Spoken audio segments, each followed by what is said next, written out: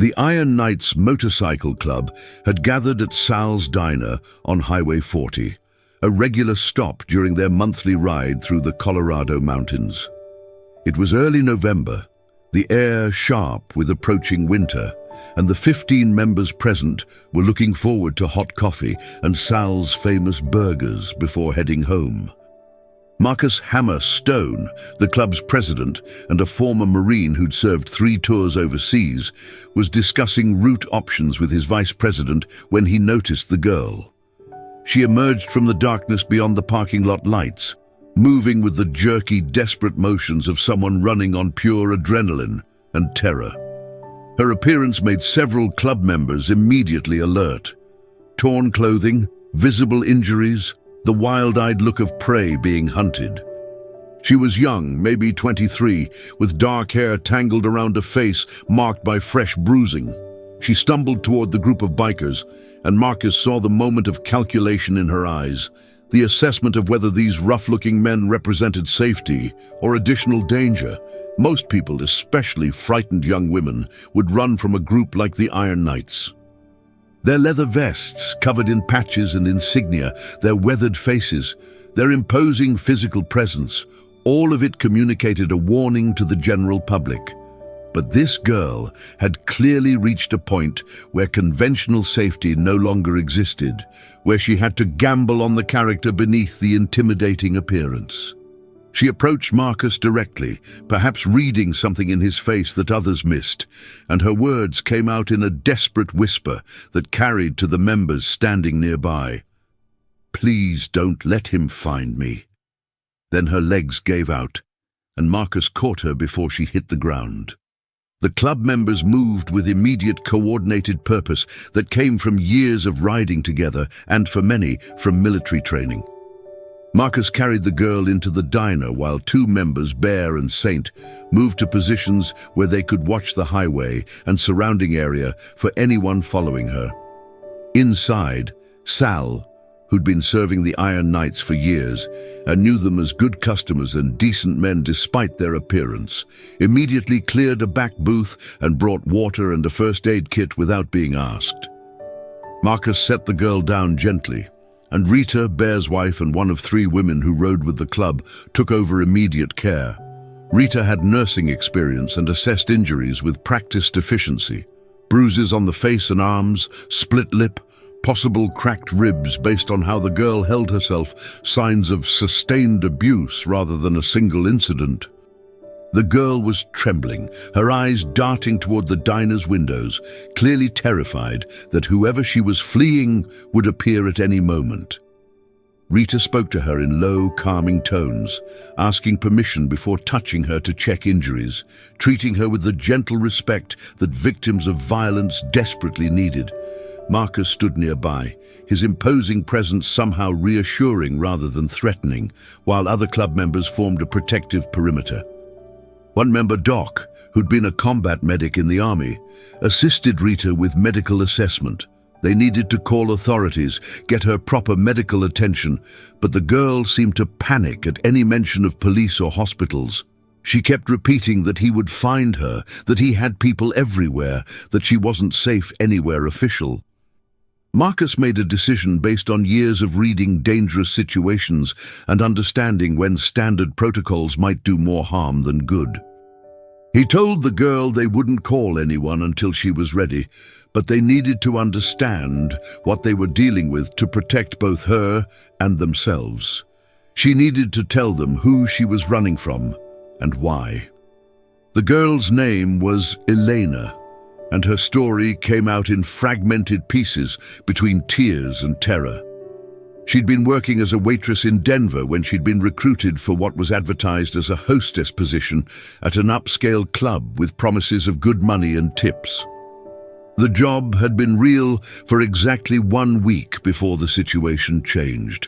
Her passport had been confiscated, her movements restricted, and the work had transformed into something she'd never agreed to. Forced companionship with wealthy clients, with the clear threat that refusal would result in violence or worse. Elena had been trapped in this situation for 8 months, moved between several locations, always watched, always threatened. The operation was run by a man she knew only as Dmitry, who had connections to law enforcement and political figures that made escape seem impossible. 2 weeks ago, she'd been moved to a new location in a rural area outside Colorado Springs.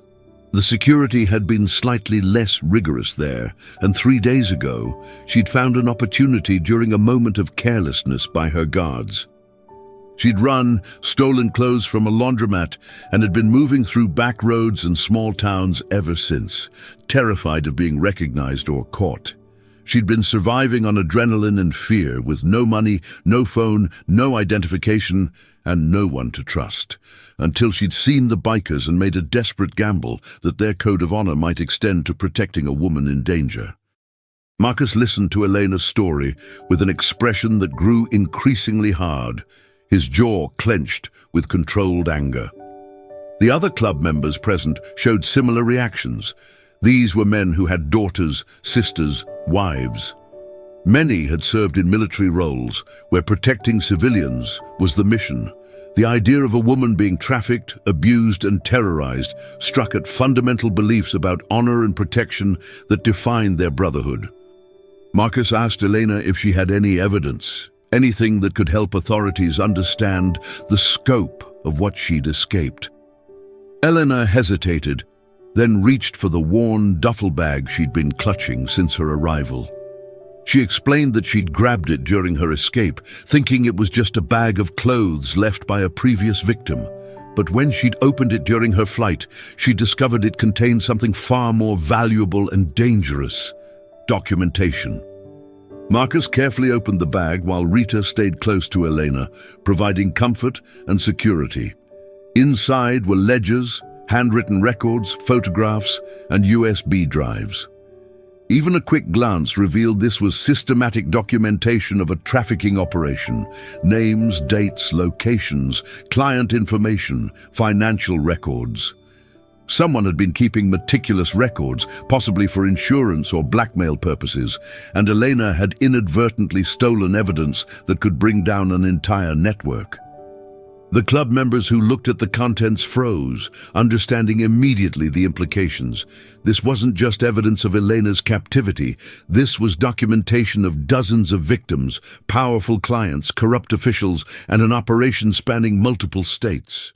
Elena had escaped with information that made her incredibly valuable and incredibly endangered. If Dmitry and his operation realized what she'd taken, they wouldn't just be looking to recapture her. They'd be looking to eliminate a threat to their entire enterprise. The situation had transformed from a simple rescue to something far more complex and dangerous. Marcus called for a full club meeting right there in the diner, sending word to members who'd stepped outside. When all 15 were present, he explained what they'd learned and showed them the evidence Elena had inadvertently acquired. The discussion that followed was serious and pragmatic. Several members argued they should immediately turn everything over to federal authorities, FBI, Department of Justice, someone with the resources and jurisdiction to handle a trafficking operation of this scope. But others, including Doc and Bear, pointed out the problem Elena had already identified. The documents showed corrupt officials, including local police, and at least one federal agent. They couldn't know who to trust within the system. Elena herself became nearly hysterical at the suggestion of involving authorities, her terror suggesting she'd seen enough to know how deep the corruption ran. Marcus made a decision that would put the entire club at risk, but aligned with the code they'd sworn to uphold. They would protect Elena while they figured out how to get the evidence to someone trustworthy who could act on it.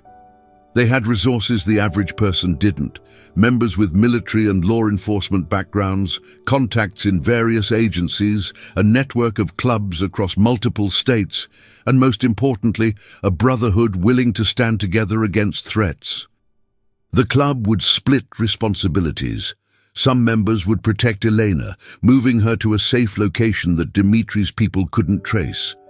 Others would begin carefully reaching out to contacts, trying to identify federal agents or prosecutors who weren't compromised. The evidence would be copied and distributed to multiple secure locations, ensuring it couldn't be destroyed even if one location was compromised.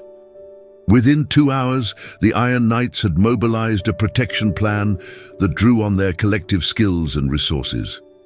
Elena would be taken to a ranch owned by one of the club's founding members, located 3 hours away in rural Wyoming. The ranch was isolated, defensible, and unknown to anyone outside the club's inner circle. Rita would accompany Elena, providing both security and the female presence that would help Elena feel safer. 3 other members, all with military backgrounds, would establish rotating security at the ranch. Meanwhile, Marcus reached out to a contact he'd served with in the Marines, a JAG officer named Colonel Patricia Hayes, who now worked at the Department of Defense. Marcus trusted Hayes absolutely, had served under her command during the worst fighting he'd experienced, and knew she had connections to trustworthy federal prosecutors. He called her personally, explained in broad terms what they'd stumbled into, and asked for a secure contact who could handle evidence of a large-scale trafficking operation without alerting the wrong people. Hayes asked for 24 hours to identify the right person and establish a secure communication channel. Before Elena left with Rita and her security detail, she asked Marcus why they were helping her, why they were putting themselves at risk for a stranger. Marcus's answer was simple and sincere, because it was the right thing to do, because they could, and because if they didn't, who would? The club had always operated by a code that prioritized loyalty, honor, and protection of the vulnerable. Elena's situation wasn't something they could walk away from and still maintain the values that defined them. As Elena left the diner, surrounded by protective bikers who'd transformed from intimidating strangers to unlikely guardians, she cried, not from fear this time, but from the overwhelming relief of not being alone anymore. The next 72 hours tested the Iron Knights in ways their normal activities never had. Marcus established a command center of sorts at the club's official meeting hall, coordinating between the protection detail at the Wyoming ranch and members who were researching the evidence and establishing contacts. Doc, whose day job was in IT security, worked on the USB drives Elena had taken, discovering they contained databases with hundreds of entries, victims, clients, transactions, locations across 7 states. The scope was staggering and sickening. The ledgers and documents corroborated and expanded the digital evidence. This wasn't a small operation or local crime. This was an organized network that had been operating for years, generating millions in revenue, with tentacles reaching into business, politics, and law enforcement. Bear, a former police detective who'd left the force disillusioned with corruption, began carefully vetting the names of officials mentioned in the documents. His research confirmed Elena's fears. At least 3 local law enforcement officers and 1 DEA agent appeared to be either clients or actively protecting the operation. Colonel Hayes came through with a contact, Assistant U.S. Attorney Rachel Morrison, who worked in the Department of Justice's Human Trafficking Prosecution Unit and had a reputation for integrity and results. Hayes vouched for Morrison personally and arranged a secure meeting. Marcus traveled to Denver with 2 club members, meeting Morrison in a federal building with security that ensured their conversation couldn't be intercepted or observed by the wrong people.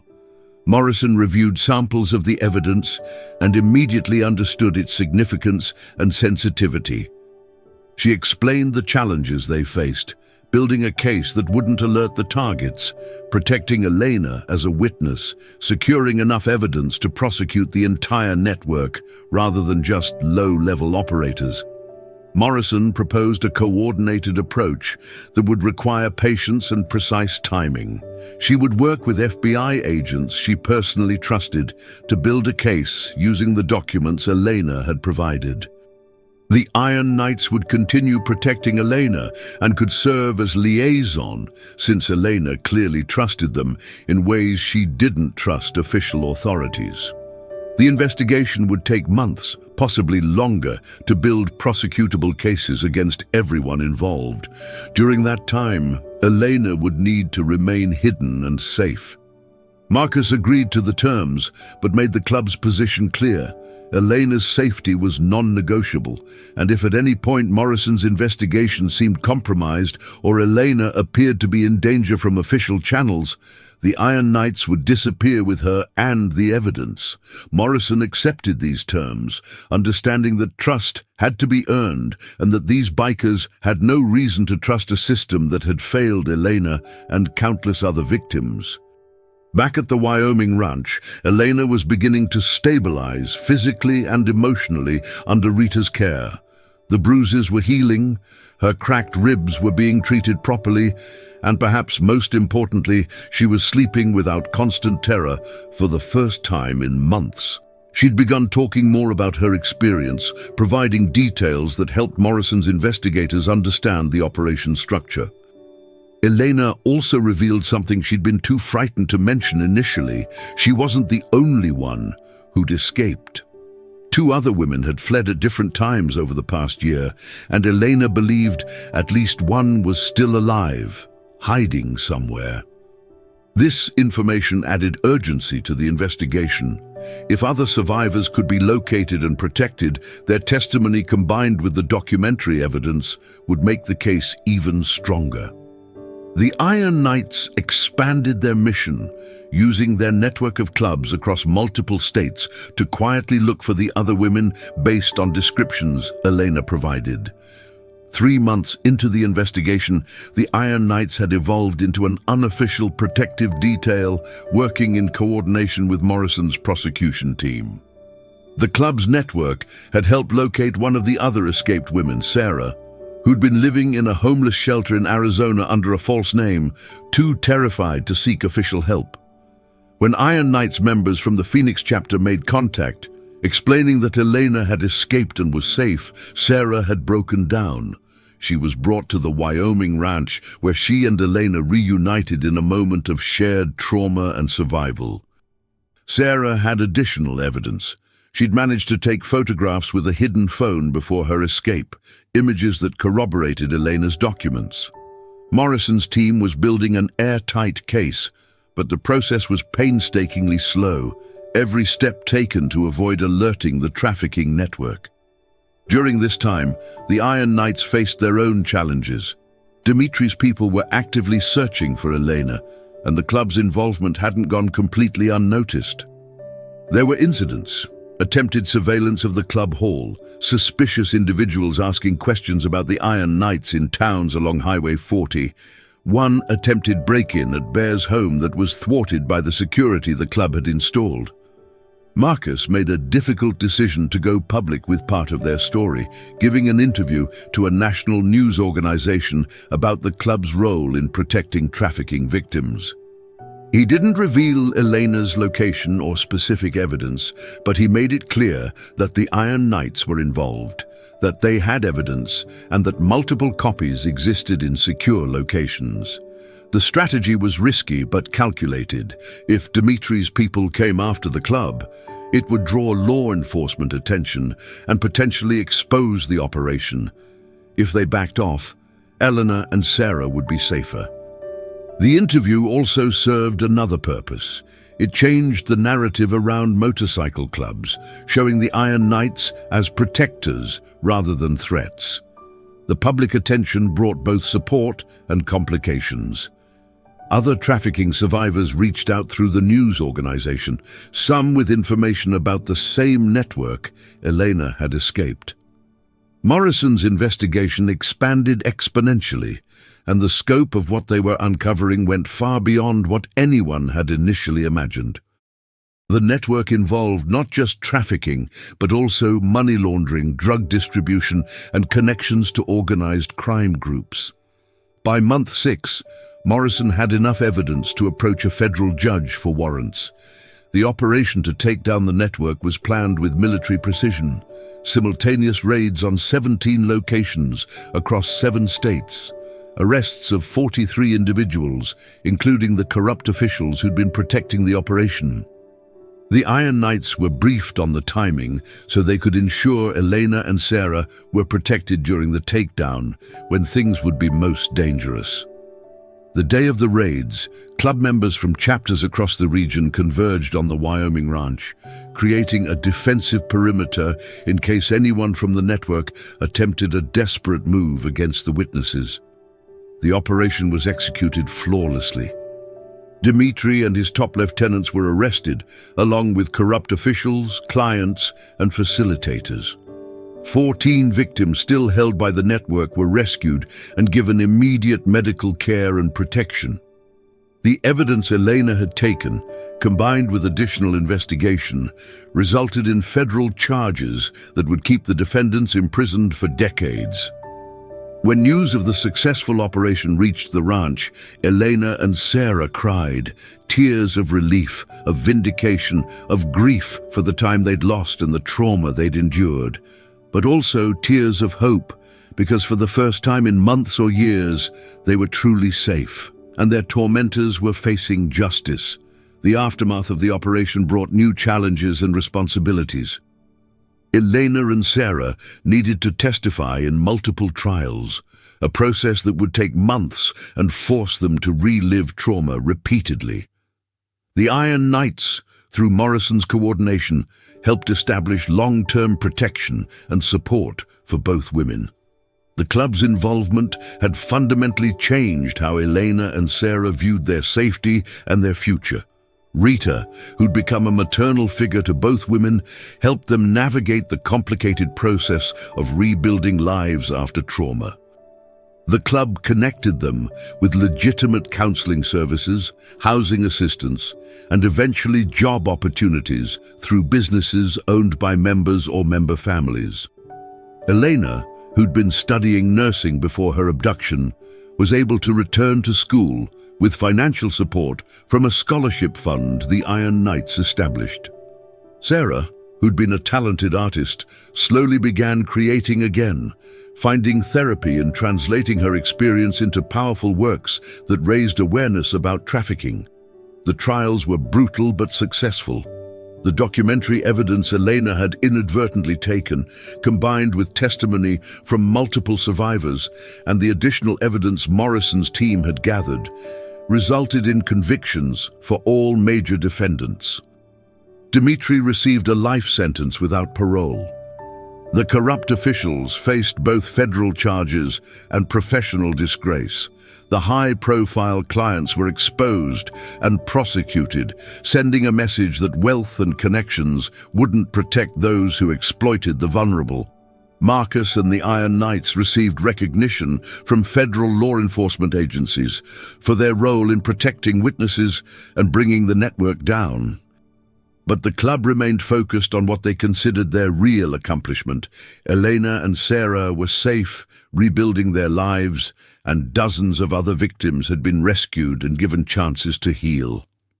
2 years after that November night at Sal's diner, Elena stood in front of a room full of law enforcement officers, social workers, and advocacy group members, telling her story and explaining what had made the difference in her survival and recovery.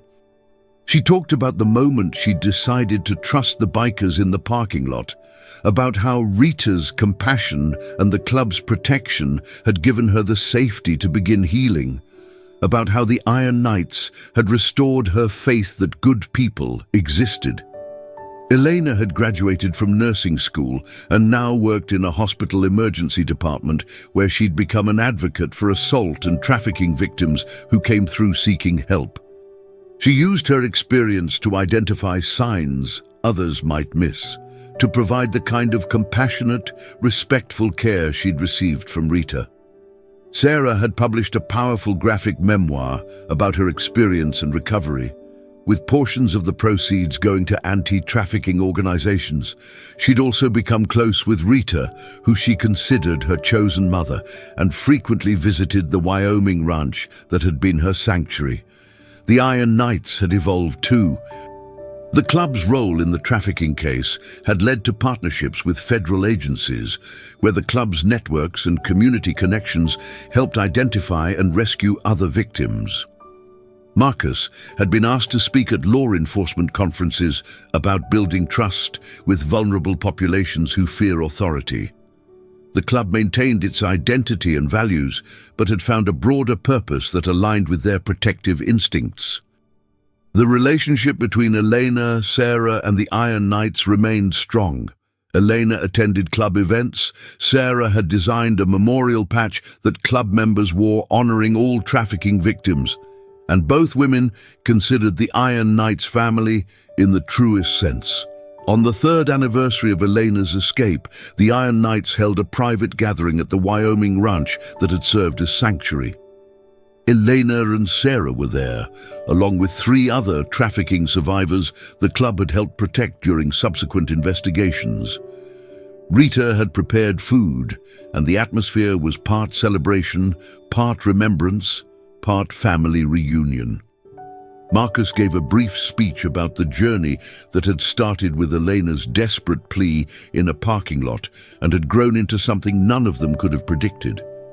He talked about how the club had always valued protection of the vulnerable, but had discovered through this experience that their brotherhood could make a real difference in fighting evil that most people didn't want to acknowledge existed.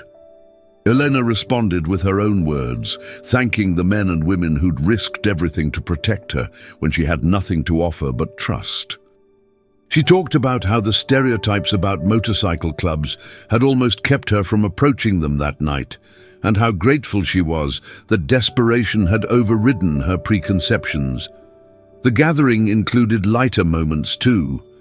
Bear telling stories that made everyone laugh, Doc showing off pictures of his new granddaughter, Rita organizing a group photo that would join others on the club hall's wall. As evening fell and the group sat around a fire outside the ranch house, Sarah asked Marcus what he wanted people to learn from their story. Marcus thought for a moment before answering. He said he hoped people would understand that help could come from unexpected places, that judging by appearance was dangerous both ways. Elena had been right to trust people who looked intimidating, and society was wrong to assume motorcycle clubs were inherently threatening. More importantly, he hoped the story reminded people that confronting evil required ordinary people to make extraordinary choices, to risk safety and comfort to protect others, to trust their moral compass even when systems failed. Elena added her own hope, that other victims would see that escape was possible, that they weren't alone, that people existed who would protect them and believe them. That speaking truth to power, even when terrifying, could lead to justice and healing.